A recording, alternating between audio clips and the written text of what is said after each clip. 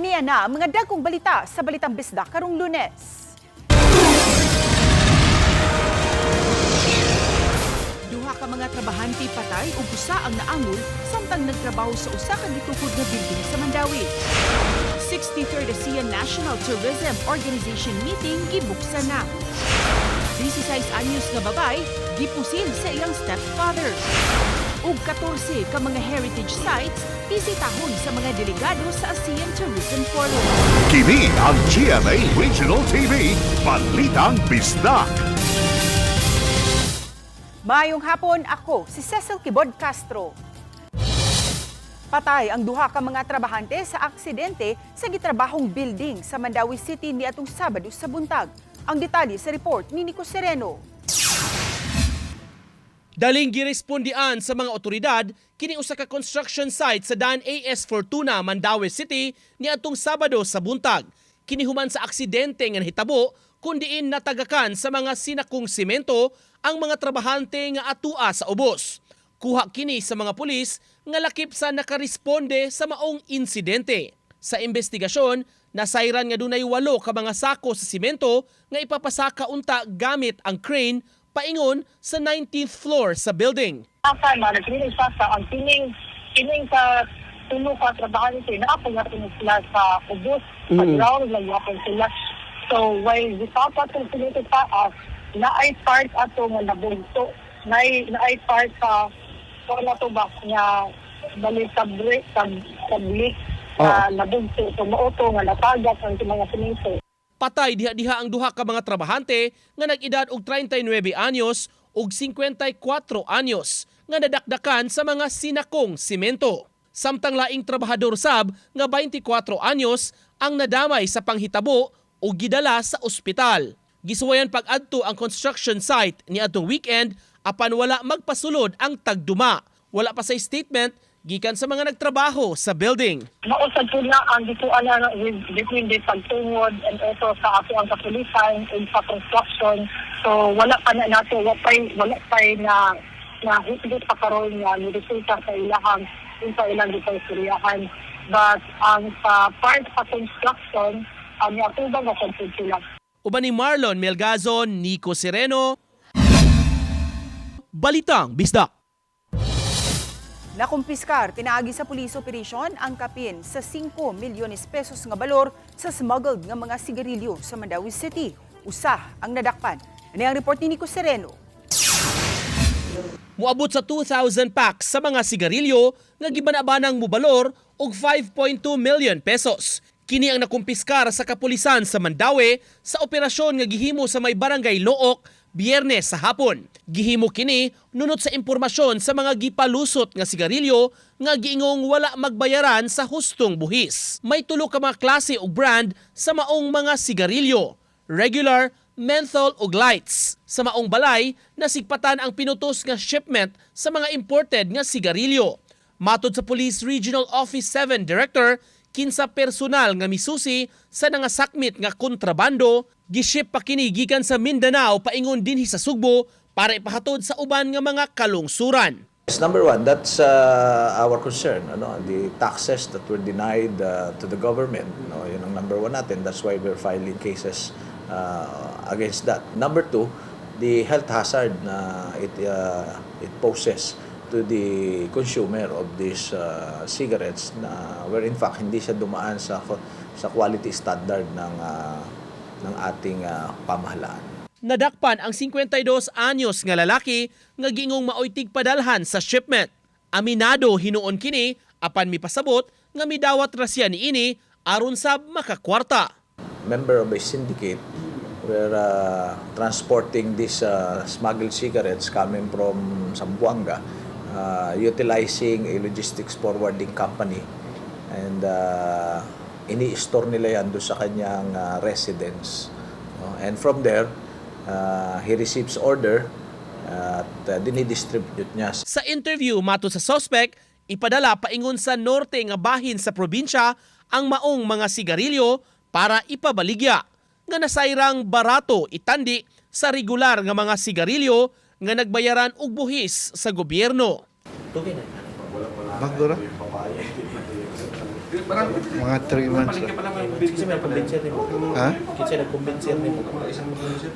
Alam mo na ngayon, wala tayong trabaho. Wala. Siyempre, accepted natin kung anong kailangan mangita tayo kwarta. Uban ni Marlon Melgazon, Nico Sereno, Balitang Bisdak. Gipasalig sa otoridad ang higpit nga seguridad sa Association of Southeast Asian Nations kun ASEAN meetings dinhi sa Sugbo. Sa wapasugdi ang mga meeting sa ASEAN Tourism Forum, gihimo una ni atong Sabado ang send-off sa mga personnel nga mobantay. Gihimo ang seremonyas sa South Road Properties kun diin gipakita ang pwersa sa tanang madeploy atul sa mga kalihukan. Gilangkuban sa taga PNP, AFP, BFP, BJMP, Coast Guard, CCDRRMO, health workers, traffic enforcers, ug mga force multipliers. Gipang bindisyonan sila sa pari, una madeploy sa pwesto. Matud sa PNP, moabot sa 7,000 tanan ang pabantayon sa mga meeting para masigurong hapsay kini. Patuloy na pag-implement ng gun ban hanggang January 31, tuloy-tuloy yung ating gun ban. Magkakaroon ng strong police visibility sa paligid ng Cebu City, Mandaue, Lapu-Lapu, and some parts of Cebu Province kung saan magkakaroon ng mga tour activities yung ating mga delegates. Gisugda na ang mga pocket meeting subay sa pagpahigayon sa ASEAN Tourism Forum dinhi sa Sugbo. Si Luan Mayrondina sa report. Sa usa ka luxury hotel sa Cebu City, gipahigayon ang 63rd ASEAN National Tourism Organizations Meeting nga gitambungan usab sa mga senior officials gikan sa 11 ka mga member states. Kini naglakip sa nasod sa Indonesia, Malaysia, Philippines, Singapore, Thailand, Brunei, Cambodia, Laos, Vietnam, Myanmar ug ang labing bag-ong miyembro sa ASEAN, ang Timor-Leste. Si Department of Tourism Undersecretary Verna Buensuceso ang formal nga nibukas sa tigom. Sa iyang pakigpung, iyang gihimug-atan ang dakong importansya sa Sugbo sa ASEAN tourism history. In 1998, it was here that the Ministerial Understanding on ASEAN Cooperation in Tourism was signed, an early and defining declaration that Southeast Asia could move forward not as separate destinations competing for attention, but as a region cooperating toward shared growth. Iya usab nga gi-welcome ang Timor-Leste isip ika-11 nga member state sa ASEAN ug matud niya ang pagkalakip sa Timor-Leste mas nipalig-on sa regional community. Dugang ni Buensuceso, mahinungdanon ang maong tigom tungod kay ang kaugmaon sa turismo sa usa ka nasod di maumol sa usa lang ka nasod kundi magkatakdo ang ilang mga strategies, standards ug innovations sa mga member states. As heads of national tourism organizations, we are all in a most critical spot and exciting position to transform vision into practice. What we decide and coordinate in the meetings like this translates into visitor journey, the competitiveness of our destinations, the resilience of our enterprises, and the livelihoods of our communities. Ang ASEAN Tourism Forum kabahin sa kutay sa mga kalihukan subay sa pag-host sa Pilipinas sa ASEAN Summit 2026 kundi nagsilbing share sa ASEAN ang nasod. Kini na ang ikaupat nga higayon nga nagsilbing host ang Pilipinas sa ASEAN meetings. Una niadtong 1987 sa Manila, sa Cebu niadtong 2007 ug sa Manila ug Clark niadtong 2017. Makapuso, sa Miyerkules pa, opisyal nga buksan ang ASEAN Tourism Forum kung diin gilaumang mutambong usab si Presidente Bongbong Marcos Jr. sa welcome dinner. Uban ni Marlon Melgazo, Luan Mayrondina, Balitang Bisdak. Hangyoon sa kagamhanan sa Dakbayan sa Sugbo ang lungsod sa Konsolasyon nga lugwayan ug laing buwan ang paglabay og basura sa landfill sa mong lungsod. Samtang hangyoon usab sa Dakbayan ang Korte Suprema nga ablihan ang kaniadtong Inayawan landfill nga magsilbing transfer station sa mga basura. Ini ang report ni Fe Marie Dumabo. Unang lakang himuon sa kagamhanan sa Dakbayan maong pagpangita og temporaryong solusyon sa problema sa paghipos sa basura sa Cebu City. Human sa netibong trash slide sa Binaloy landfill na mikalas og 26 ka mga kinabuhi. Sa miaging Webes sa buntag, gipahigayon ang consultative meeting uban kang DENR Secretary Rafael Lutilla, Cebu City Mayor Mr. Archival, Cebu Governor Pamela Baricuatro ug mga mayor sa Talisay City ug lungsod sa Milanilla dinadunay mga landfill sa ilang mga lugar. Gibalibara na sa mga mayor sa Talisay City ug lungsod sa Milanilla nga adto ilabay sa ilang landfill ang mga basura sa dakbayan sa Subo. Subay niini ang paggamit pagbalik sa inayawan landfill isip transfer station mo'y temporaryong solusyon nga nakit-an sa DENR ug ni Cebu City Mayor Archival. This is not the opening of the landfill as per se, landfill. This is a transfer station. No, nothing final yet. Because today, of course, the DNR will help us. In fact, I'm writing a letter. Taking a cue from there, I'm writing a letter to, of course, the DNR helping us now to have a representation to the Supreme Court because that's in the court. Now, if the court says no,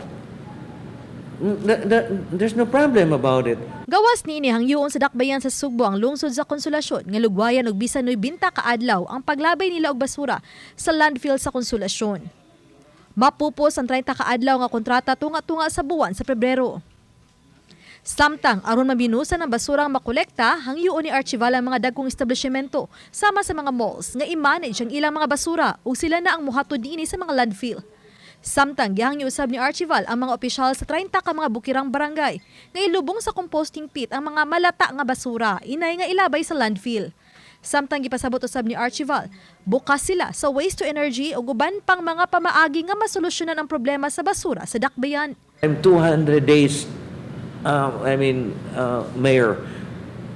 Putting the blame with me, that's fine with me.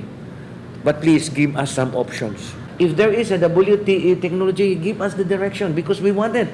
If that is one of the solutions, then we want it. Kahinumduman nga human sa 2016 writ of kalikasan batok sa paglabay og basura sa 15.4 hektarya nga inawan landfill. September 2018, hingpit kining gidili human ang Korte Suprema mipabor sa writ of kalikasan nga gipagawa sa Court of Appeals kay maghatag og risgo ang inayawan landfill sa panglawas sa mga Sugboanon. Uban ni Cleofer Lumayag, ug Rod Prado, Femari Dumabok. Balitang Bisdak. Kini ang GMA Regional TV, Balitang Bisdak.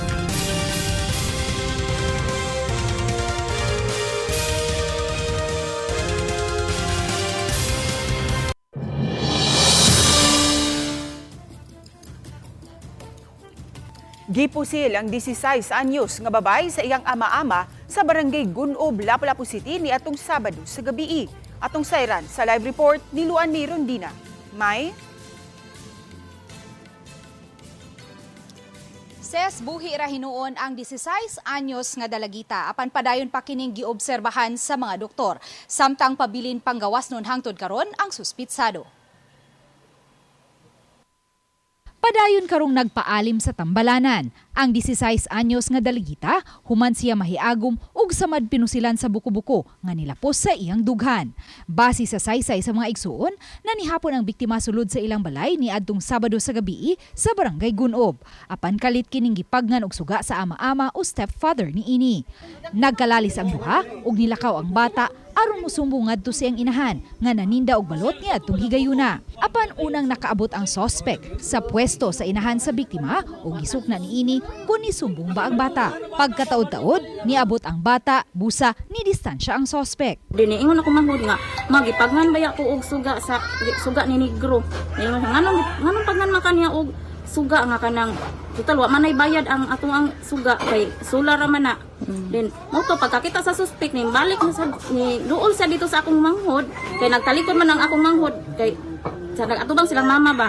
Giduol siya dito siya kuot sa iyang bag nga sling bag ug dito siya kanang pusil. Daling nisibat ang suspitsado, dala ang iyang armas. Matod sa usa sa mga igsuon sa biktima, may mga higayon usab kaniadto nga mangigi ang stepfather kung makauyab ang biktima. Usahay kay magkalali sad sila usahay kay ang buto na igihan ba mangigi ang kanang suspect sa kung manghod ba kung naay uyab. Ang suspect kinsa gibanabanang nag-edad og 54 ngadto sa 55 anyos, tigbantay sa usa ka gasoline station sa barangay Gunob. Diin sagad usab mo pwesto ang inahan sa biktima nga mamaligya ay og balot. Since namaligya ni sila og balot diha, iyang live-in partner, murabag kanang gisaligan ning laki pod nga Pag once mo off na ang gas station, kini siya may magbantay-bantay kay since makadlaw na ni sila kay magbaligya man sila balot ma'am kuyo ganiyang kuan. Aminado ang Lapu-Lapu City Police nga usa sa nakapalisod sa ilang pagsubay sa sospek tungod kay way nakailan niini nga nahibaw sa insaktong address nga gipuy-an niini sa wa pa sila magkaipon sa inahan sa biktima. Kung lumad ba kini nga taga Bohol o taga Leyte. Samtang nabalaka na usab ang mga kabanay sa biktima tungod sa gihimong pagbahad sa sospek ngadto kanila. Nanawagan sila ngadto sa kapulisan nga unta masikop na sa labing daling panahon ang suspitsado. Muna sa pagkakaroon dili jud may mahimutang sa mong balay kay labi na mukasa gamay na tuuming kung siya na basin bango sudlon mi niya sa among balay ba pamusilon mi kay ni anak man siya nga hudon mi niya o pamatay. Muna di jud may mahimutang maglakaw mi di may mahimutang jud ug dili na siya madagpan. Dili lang angay mabalaka nga to ang katong mga parente sa maong biktima ma'am kay since ang ato ang mga pulis karon ma'am nagpadayon paghapon pagpangita ning atong suspitsado. Rest assured ma'am nga sila mismo ma'am matagaan po nato og matagaan nato og protection ma'am. Ses, wala ni konpermar ang Lapu-Lapu City Police kung anaa pa ba sa Sugbo ang suspitsado apan ilang gipasalig nga padayon ang ilang pagsubay sa nahimutangan niini. Ses? Dagang salamat, Luan May Rondina. Gipasakaan og kaso sa Visayas Ombudsman si Mandawi City Mayor Tadeo Jovito Jonky Uwano tungod sa pagkuha og serbisyo sa duha ka mga incumbent barangay officials sa lungsod sa Compostela nga apil usab sa gipangkiha. Aniya ang report. Gisangat sa komentaristang si Edward Ligas ang iyang reklamo batok kang Mandawi City Mayor Jonky Uwano ngadto sa Visayas Ombudsman Biyernes sa buntag January 23. Apil sa gireklamo ang duha ka mga barangay councilors gikan sa managlahing barangay sa lungsod sa Compostela. Gitumbok sa reklamante ang kalapasan sa Anti-Graft and Corrupt Practices Act, unlawful appointment ubos sa Article 244 sa Revised Penal Code o grave misconduct and conduct prejudicial to the best interest of the service. Sumala ni Ligas, nagtrabaho sa Mandawi City Hall ang duha ka mga incumbent officials ug naigo sa double compensation gamit ang salapi sa katawhan. Apil sa gisumiter sa complainant ang certificate sa DILG nga nagkumpirmar nga kasamtangang mga sakop sa sangguniang barangay ang duha sa managlahing barangay sa Compostela. Samtang nagdawatan matud pa og sweldo isip kawani sa Mandawi City LGU. Nya giswelduhan gyud no ang klaro man ka improvisyon nga against double compensation o double employment. Kini sila, klaro man sila nga elective official. So, ang balaod klaro kayo di lang ang local government code, apil na mismo ang konstitusyon. Giklaro ni Ligas nga walay politiko nga nagpaluyo kaniya diin gihimo niya kiniisip mo lupyo sa Mandawi City. Gipangayo niya nga ipaubos sa preventive suspension ng mga gireklamo samtang magpadayon ng kaso. Walay politiko nagpaluyo na to. Wa na humana ang election at the same time. Nahibaw-an man ta nga file tag diri mga kaso. Unya naapatay mas bugat pa nga i-file nga kaso. Agig reaksyon, gipasabot ni Mayor Uwano, andam silang tubagon ang gipasaka nga reklamo sa komentarista. But as far as I know, murag ni-resign na siya as councilor sa Compostela. No niya. Murag ang employer-employee relationship, wala man sa kay consultant raman. So, amo lang yung tubagon. Mamining trabaho na to as public servants. Yeah, knowing Edward Ligas had pinangga sa kemiyanan niya. Okay, i-file na ko igsuon. Yeah. Uban ni Cleofer Lumayag ug Rod Prado. Femery Dumabok. Balitang Bisdak. Gipaniguro sa Department of Labor and Employment kundole nga mahatagan sa ilang gikinahanglan ang mga naapektuhang trabahante sa Primeway Solution tungod sa nahitabong trash slide sa Binalyo Landfill. Ang detalye sa report ni Alan Domingo. Sa pagdahili sa bukid sa basura na atong Enero 8 nining tuiga, dungan nga natabunan ang kinabuhi o ang panginabuhi sa mga tao nga nagtrabaho ubos sa Primeway Solution ang nagdumala nini. Nagkalas ang 36 ka mga trabahante o aduna usay ubay-ubay nga naangol. Human natumpag ang ilahang pasilidad nga midat-og sa mga tao nga anaa sa sulod. Tungod din ipaniguro sa dole nga ang welfare sa mga trabahante nga makuha nila ang ngayon nila makuha ilabi na nga nahitabo ang trahedya sa oras mismo sting trabaho ug sa trabahoan na atlan sa trash slide ang makawani. Mipasaling matud pa sa dole ang management sa private landfill nga hatagan sa tanang ayuda ang maapektadong trabahante. Giabagan nila ang galastuhan sa pagpalubong o gihatagan og tag 50,000 pesos ng initial cash assistance samtang ang mga naangol ang kumpanya usab ang migasto hangtod sa pagpakaayo sa mga naangol. Ang amo yung gitinguha nga ang mga workers ma-save yun bitaw ma-rescue ug mahatagan sa insakto nga benepisyo. Gawa sa private landfill mutabang usab ang Social Security System ug ang Employees Compensation Commission apan magdepende usab ang kantidad nga mahatag sa resulta sa himuong evaluation. Since work-related siya, nahitabo siya during gyud sa pagtrabaho, no, ni manifest ang ECC nato nga doon na po'y makuha, no, balahi pod nga bali funeral benefits and assistance from ECC. Gusto usab masiguro sa duli nga magpadayon ang pagtawad sa sweldo sa mga trabahante bisan og mihunong una sa operasyon ang landfill nga kasamtangang gipaubos sa imbestigasyon sa DENR. Mo rekomendar ang duli og kapangitaan og trabaho sa mga trabahante nga dili na gusto mo balik sa trabaho sa landfill. Ang tabang nga ilang ihatag mausab ang pagpasulod sa mga pamilya sa mga trabahante sa tupad program. Management reported na ang salary sa affected workers for the month gihatag nila pitsa 20 ang sa affected, but ang katong sa mga workers ni manifest sila nga hatagan sad nila sa kaning sweldo bisag wa nagtrabaho. Kauban si Clover Lumayag, ako si Alan Domingo. Balitang Bisdak. Kini ang GMA Regional TV, Balitang Bisdak. Kini ang GMA Regional TV, Balitang Bisdak. Gilugwayan sa kagamhanan sa Dakbayan sa Talisay ang renewal sa business permit. Ano ang report ni Fe Marie Dumabo? Gisugdan niadtong Enero 5 ang one-stop shop alang sa renewal sa business permit sa Talisay City. Ug hangtod lang unta kini sa Enero 30. Apan mato di Talisay City Mayor Samsam Gulyas nga nakasabot sila sa ubang mga negosyante, ilabi na sa gagmang magpapatigayon nga naapektuhan sa bagyong Tino ug sa uban pang mga panghitabo. Subay niini mipalabang og resolusyon ang konseho sa Dakbayan sa Talisay nga maglugway sa renewal sa business permit hangtod na sa Pebrero 27. Gipasalig sa kagamhanan sa Dakbayan nga way usbaw sa paglukat sa business permit karon tuiga. Especially with what happened with Tino and all the calamities that has come. Pagpasalamat ko sa City Council na nipasar sila that itong i-extend until the end of February. Target ni tuiga nga makakolekta ang Business Permit and Licensing Office kon BPLO sa Talisay City sa 350 million pesos nga mas taas og 40 milyones pesos sa miaging tuig. Samtang sukad Enero 5 hangtod karon ana sa kapin 1,000 ang nagpa-process sa ilang renewal sa business permit. Gitinguha nga ang kapin sa 5,000 ka mga patigayon sa syudad ang ma-renew. Libreng tubig nga mainom ug kape giandam sa BPLO alang sa tanang kliyente nga mag-process sa pag-renew sa ilang business permit. Samtang gilugwayan usab sa kagamhanan sa syudad sa Talisay ang pagparehistro sa prangkisa sa mga tricycle, e-bike ug tricycad. Subay usab sa resolusyon nga giduso ni Konsehal Ferdy Rabaya, chairman sa Committee on Traffic atol sa ilang sesyon. Gikan Enero 31 nin tuiga nga deadline hangtod na sa Marso 31. Matud pa sa konsehal nga subay usab kini sa kadaot nga gimugna sa bagyong Tino nitong Nobyembre 4 sa niaging tuig. Daghan sa mga kabalayan ang gipangbaha hangtod nga balik sa uno ang pagpuyo sa mga Talisaynon. Uban ni Rod Prado, Fe Marie Dumabok. Balitang Bisdak.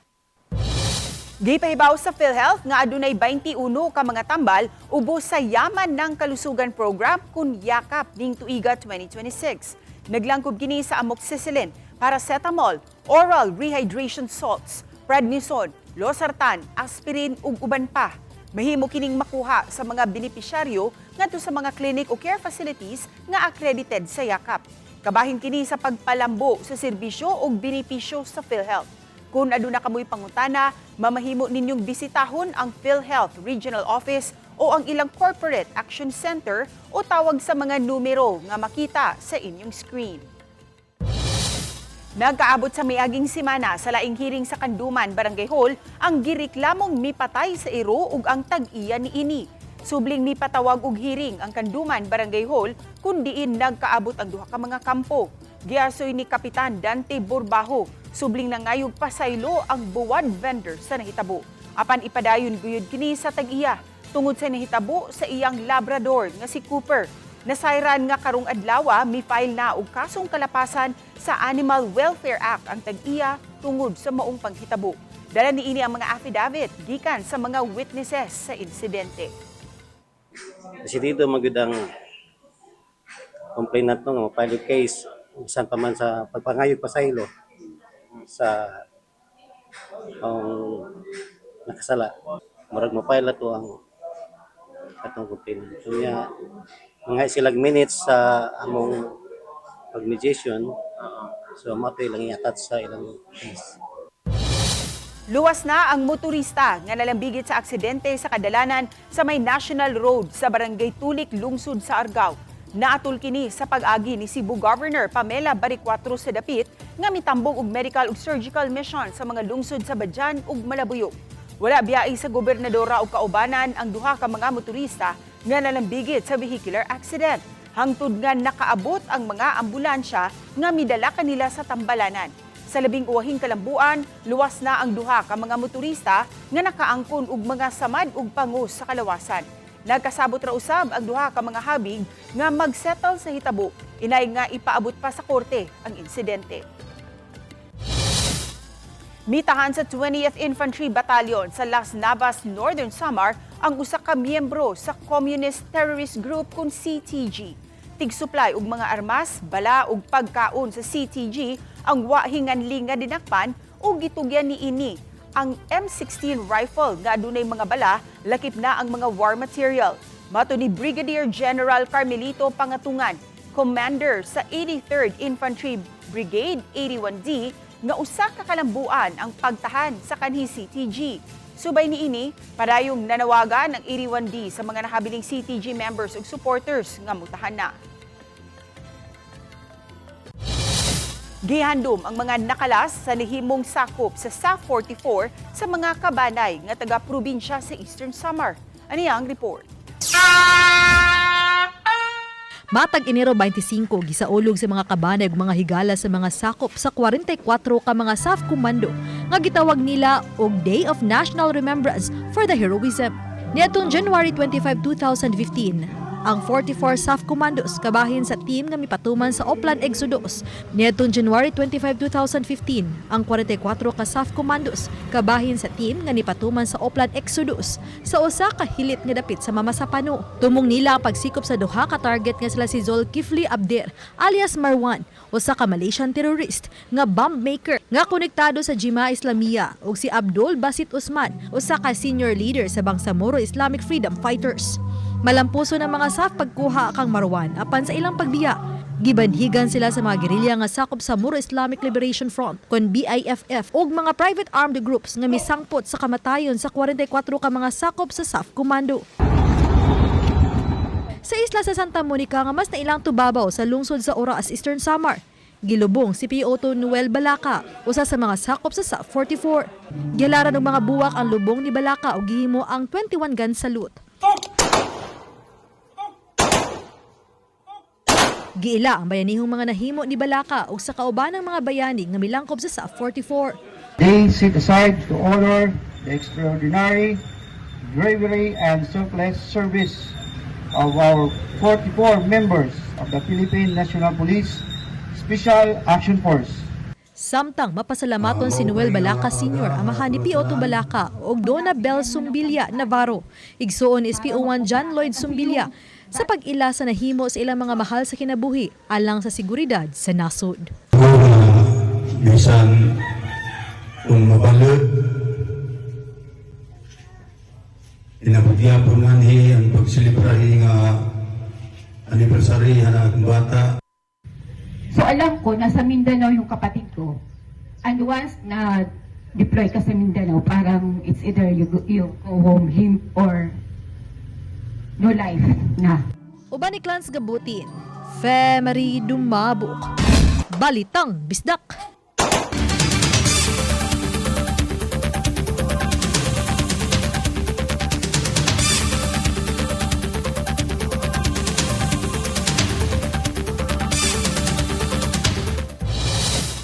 Kami ang GMA Regional TV Balitang Bisdak. Kinatibukang pwersa alang sa mas dakong misyon ug mas halapad nga pag-alagad sa nasod. Maayong hapon mga kapuso.